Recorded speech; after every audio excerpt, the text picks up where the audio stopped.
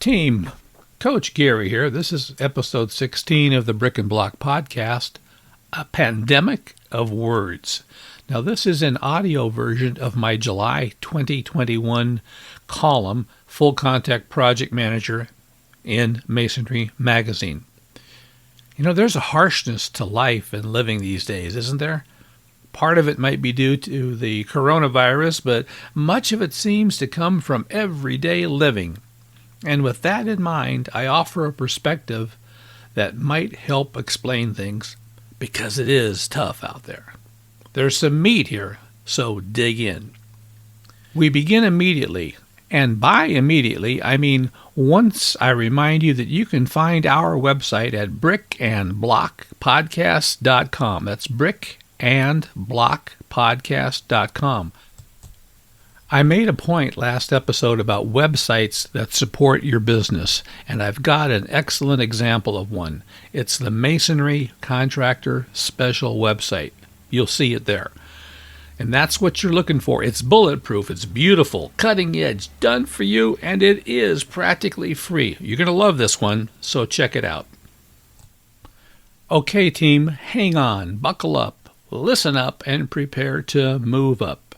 And now, Episode 16, A Pandemic of Words by Coach Gary Micheloni. A Pandemic of Words. Why Benjamin Franklin was right. Hey, here's a note from Coach Gary as we start. You know, as we celebrate Independence Day of 2021, we rejoice over many things, yet we're saddened by others. So let me begin with the sad so that we can end with the joyful, which is where most people of our country choose to live. God bless the USA. There's a throwaway phrase that many commentators often use when discussing an article written by a reporter, and it's called, talk about burying the lead. And generally what's meant is that instead of a writer including as a headline the main idea of a story, he begins with info of secondary importance, bringing it up later so that it just kind of pops up unexpectedly and smacks the reader. They would be like a sports writer fully describing yesterday's game and then, about the next to last paragraph, finally saying who won and the score. You get the idea. So I will begin at the beginning and disclose that my title was not created by me. Instead, it inserted itself into a simple conversation I was having. As my wife Karen and I were discussing the sordid events, the coarseness of dialogue, the verbal assassinations and over-the-top insults and accusations which seem to predominate public discourse these days, she came to a startling conclusion. And she said something like, "There is such a pandemic of words these days." And her comment staggered me. I asked her to repeat it to make sure I heard it correctly. So she laid it out again, perfectly joining the main search term of the past year, pandemic, with the current effort to hurt and discredit people and ideas, not by discussing them, but by shouting them down with vile words which seem to have lost or changed their original meaning. A pandemic of words, simultaneously, both perfect, yet tragic. So my mission today is simple. Helping all of us regain and retain our sanity as I attempt to explain what is going on. So hang in there. In the media these days, we are often reminded of the quote from Benjamin Franklin at the Constitutional Convention in 1787. A woman asked him what kind of a government we were getting, and he uttered his famous reply, "A republic, madam, if you can keep it." Franklin was prophetic. He foresaw the difficulty of maintaining a republic, that it could break down over time. We have been witnessing just that. People clamoring for democracy, yet secretly working for mob rule. Their mob. If you've never read George Orwell's 1984, this is the time to do so. Written in 1949, a fear of Big Brother seemed almost over the top, hard to imagine. In 1945, we were given by him In Animal Farm, the fictitious political viewpoint that while all animals are equal, some animals are more equal than other animals. Couldn't happen, right? Ha! We seem to have stumbled into both of those worlds.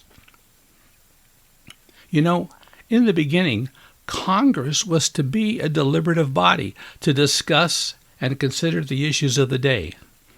Today, it has become a high-stakes sporting event. Team D versus Team R, with both teams voting in a block at almost every vote. Our ideal of a republic has been corrupted into a majority rule. Let me help you to see this. So here's a mental image of Congress that I hope sticks in your mind, much like the way lyrics of a bad song become an earworm that you can't stop hearing. There are two teams, the R's and the D's, out in a park playing a game, throwing the frisbee. But instead of the familiar children's toy, they are using dinner plates. And not just any dinner plates. That would be bad enough. No, they are using your dinner plates. That elegant set of china that your family has owned and handed down for several generations, intended for the private enjoyment of your family. It was taken by people who came into your home and grabbed it for their own pleasure.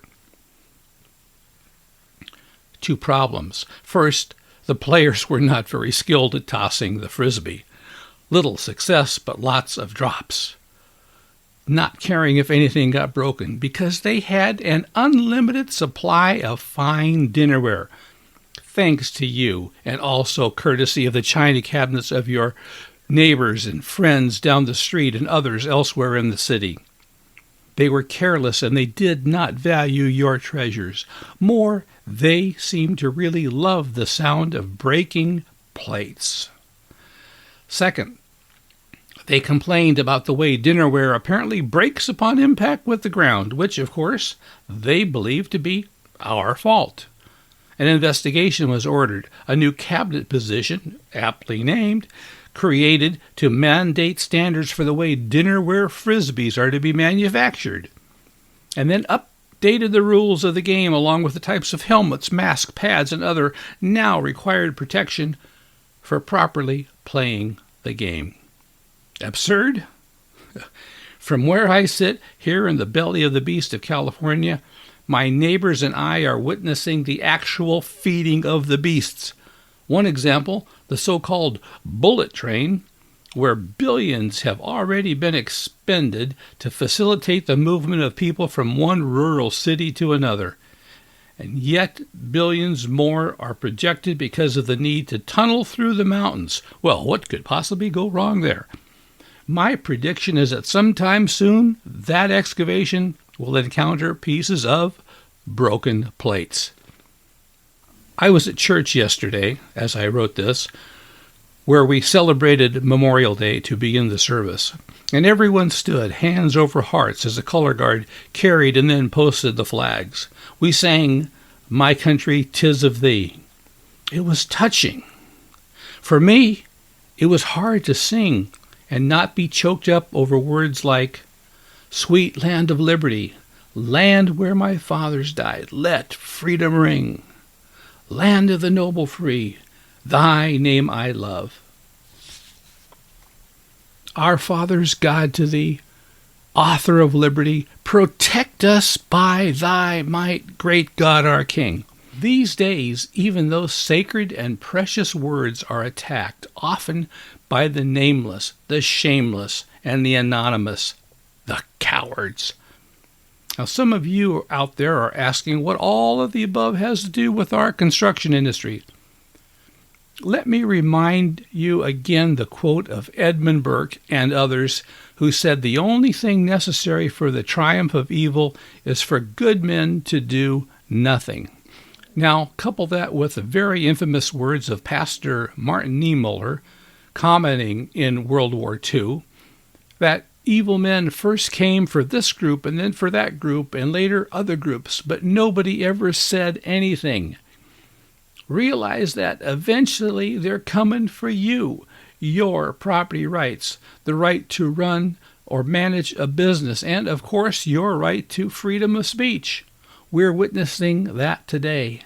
It directly impacts our family, community, and country. Some who have never studied history would flippantly discard rights guaranteed us by our Constitution just because they were granted by God, not a government. In fact, they'd like to shred that document and start over. Their pandemic of words is coming squarely at all of us for that purpose, and that's the bad news. But there is good news. Just like the pandemic itself, the news of its destructive power is overblown. Only a fraction of 1% of our country's population died from COVID, but you'd swear it was more like 30% based upon the drumbeats in the news. Also overblown is the perceived importance of threats to us and our country coming through social media. Most alarmists tend to be more loud than correct. Count on this. The American people are decent and caring, and that's a huge majority. This Independence Day, remember what's important, what's always been important. Think not about the idiots, the jerks, the ill-informed. They are bullies. Instead, stand up against hate of any people. Continue to protect, just as we always have and always will.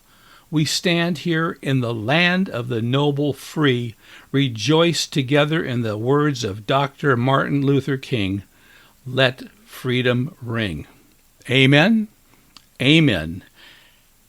Happy Independence Day, America. Okay, team, that's it for today. You can reach out to us by email at brickandblockpodcast@gmail.com. Spell out the word and, A-N-D, brickandblockpodcast@gmail.com. Our website again is brickandblockpodcast.com. Go there and check out my almost free Masonry Contractor Special website. Hey, and be sure and subscribe to the podcast. It's important. We want you to join us for the next episode. Now, for the Brick and Block Podcast, this is Coach Gary. Thanks for stopping by.